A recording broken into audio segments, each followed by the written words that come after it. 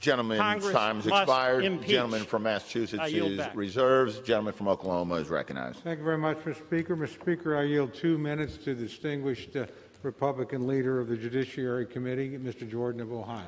Gentleman from Ohio is recognized for 2 minutes. Thank the gentleman for yielding. Mr. Speaker, in his opening remarks, the Democrat chair of the Rules Committee said that Republicans last week voted to overturn the results of an election. Guess who the first objector was on January 6, 2017? First objector, the Democrat chair of the Rules Committee. And guess which state he objected to? Alabama. The very first state called, Alabama. President Trump, I think, won Alabama by like 80 points. Actually, he won it by 30 points.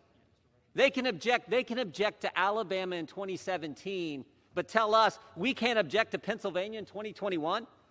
Pennsylvania, where the state Supreme Court just unilaterally extended the election to Friday?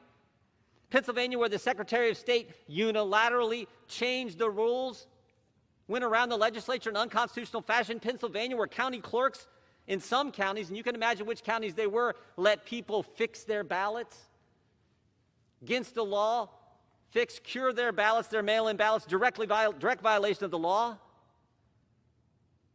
And they tell us we tried to overturn the election. Guess who the second objector was in 2017? The individual managing the impeachment for the Democrats. Americans are tired of the double standard. They are so tired of it. Democrats object to more states in 2017 than Republicans did last week, but somehow we're wrong.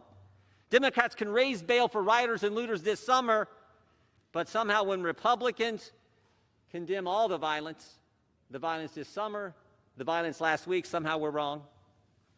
And Democrats can investigate the President of the United States, as Mr. Hoyer went through, try to impeach him, investigate him for 4 years, but will not look at an election that 80 million Americans, half the electorate, 80 million, Republicans and Democrats have their doubts about. I said this last night. I do not know where all this goes, and this is frightening for the country. We should defeat this rule, and we should defeat the impeachment resolution when it comes up.